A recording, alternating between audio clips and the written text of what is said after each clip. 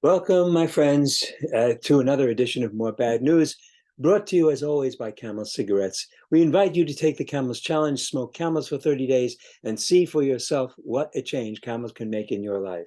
I know that many of you are concerned now with the sudden elevation of particulate matter in the air, and you may have read that it's like smoking X number of packs of cigarettes a day, but keep in mind that that smoke brings you no pleasure at all. And you know what they say about the hair of the dog. So don't mind the poison air. Remember that more doctors smoke Camels than any other cigarette.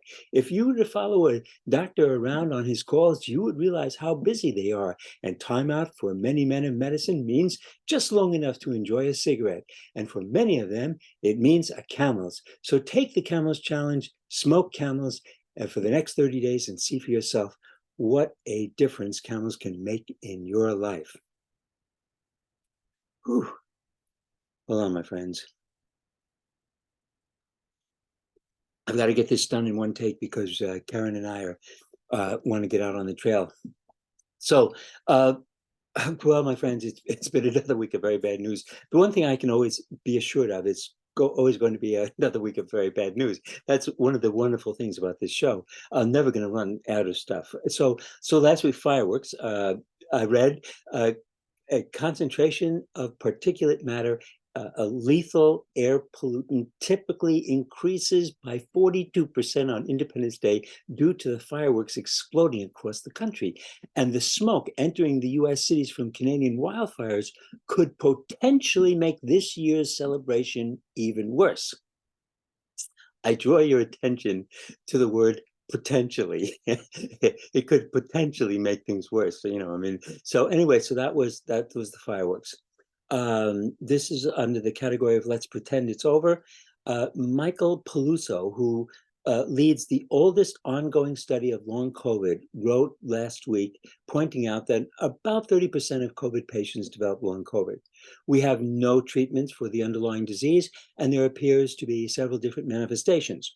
Long COVID leaves some people incapable of thinking and other people incapable of breathing, and it affects the organs, but it leaves almost all Americans incapable of wearing masks, either to save themselves from COVID or from dangerously high particulate levels in the air. So he said, when in answer to the question, do you still worry about COVID? He said, I continue to be extremely worried about it. I spend all my time interacting with people who were fine before they had COVID and are now debilitated. Many have lost their jobs and their relationships have been affected. They are struggling. And even with all of the progress that has been made with vaccines and treatments, I'm still worried.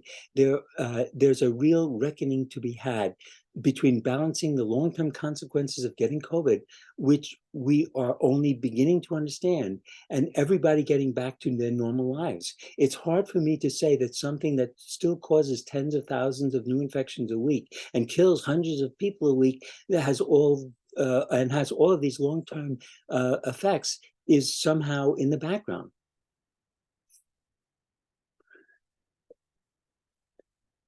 Well, my friends, after this recording, I said, Karen and I are hitting the trails and riding for the two of us, 2 or 3 hours through the country that varies from tree-lined tunnels where you're going through for several miles to open fields and steep drop-offs and wetlands along stretches of highway, which is always my least fun part of the ride, but it's still just so healing. It's like a transfusion. We really feel the need to get out. When we were trapped by the really dangerous air that was around us, it was very depressing. There is no way around it. We felt trapped as if the planet that we lived on was closing in on us.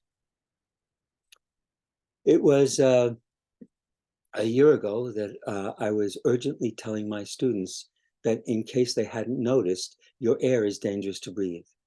I didn't imagine a year ago that it would be this bad. I was wearing the mask indoors. I never imagined that you'd need to wear the mask out of doors and that you'd have to close your windows to keep the poison air out. The difference a year can make. We have increased our use of Corsi fans in the house from 1 to 4. So as long as the electricity holds, we can create a safe indoor environment. Still, Karen and I are experiencing a significant increase in joint pain. And it makes sense. As the particulates in the air are tiny, they go through your lungs to your bloodstream, from your bloodstream to all of your organs, your liver, your kidneys. It's bound to be inflammatory. So I've noticed a significant decline in my stamina.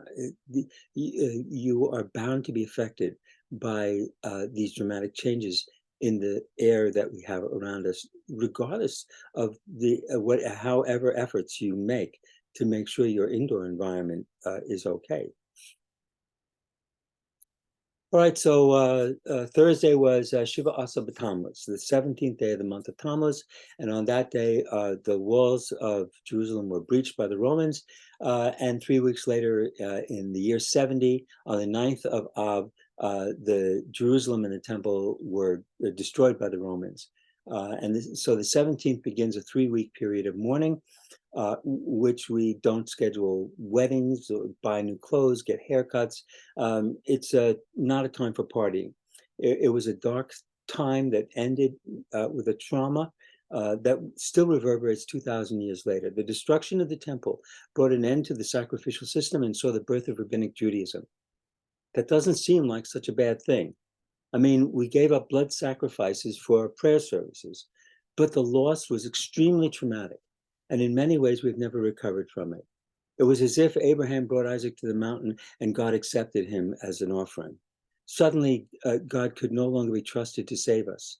Naturally, we blamed ourselves, and we still do, but after the Holocaust, it's extremely difficult to maintain faith in God's sovereignty. And as for me, the 3 weeks begins with the Yahrzeit of my brother Marty. A few weeks ago, I read my brother Jeff's letter to my father, which recounts the abuse that he sustained at the hands of my father. And Marty was my father's firstborn, and he was the most abused.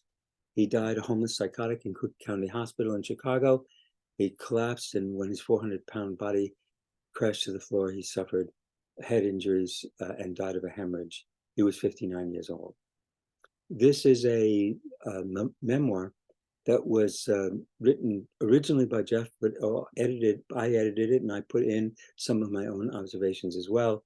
And so I'm going to end. This is in honor of my brother Marty's Yahrzeit, which was this week. As he stepped onto the train platform, he put his bags down and reached into his back pocket to check his wallet. This was a ritual that he practiced 20 or 30 times a day. His life was a story told by the contents of his wallet. It was the only repository of those things that defined his life. His wallet contained an assortment of driver's licenses from different states. Many of them were invalid. Far more important than any money he might have in his wallet were the pictures of the children in his life, his nephews and nieces and the children of his friends. He collected the pictures over the years, and in their tattered remains served as a bridge to another world. Almost as often as he checked his wallet, he counted and recounted whatever money he had in his pocket, so that those around him could see that despite the appearances, he was a man of means. He may look like a homeless bum, but the money in his hand demonstrated that he was for the moment a man with cash in his pocket. His memory for numbers was extraordinary. He kept dozens of phone numbers in his head. He could recall the numbers of every trifecta that he had ever won. He remembered the racetrack, the day, the time, the bets, every detail of a lifetime of gambling he remembered. As the train announcer called Amtrak train number 37 to Denver, now boarding on track 12, Marty grabbed his bags and assorted parcels and waddled towards the train. As was his habit, he requested assistance of the conductor, explaining the fragility of his health and insisting on a spacious seat in the front of the car. No one ever argued with him. He was a very big man, 72 inches around and 72 inches tall, 6 foot by 6 foot. Marty was always in motion, always traveling. His ultimate destination depended upon the state of his finances. If he had little or no money, he would travel to a city where he was known by hospital personnel. By the time his train arrived, approaching its destination, Marty had fallen into a coma-like sleep, and nothing could wake him. An ambulance would be called, and Marty would be taken to the local hospital, where they knew him by name. He was almost always granted a week's stay in the hospital, during which they administered to his medical problems. Uh, by the end of the week, he was stable, and he was discharged, almost always coinciding with the arrival of his Social Security check. I went to pick up Marty from a hospital one year after he had a heart attack. And when I got to the hospital, they told me that they had already sent him home. Home, I said. He's homeless. You simply dumped him on the curb. You didn't send him home. But to be honest, he was mostly treated with a great humanity. I remember seeing him at Cook County Hospital, and he was carrying on with the black senior nurse and teasingly offering to share his Social Security checks with her. And she turned to me and said, he's a very sweet man. Actually, he was a very sweet baby. He could become completely irrational, especially when he didn't get what he wanted. He could just yell and scream, and it's amazing. Uh, if he had money, he headed for Las Vegas. He was a very talented gambler. He could build a few dollars into a few $1,000s before the last race, and then he would bet it all on the biggest long shot of the last race. He was always looking for that card that is so high and wild, he'll never have to deal another.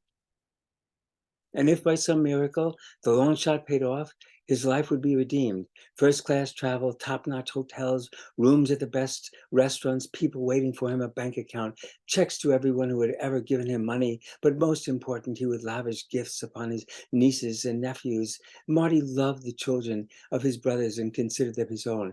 And amazingly, despite his huge, grotesque appearance, the children all loved him. And once his winnings were gone, usually he had enough of the local buffet and a ticket to the next city.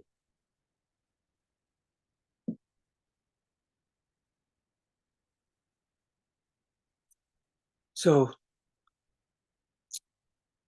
that's how my 3 weeks started.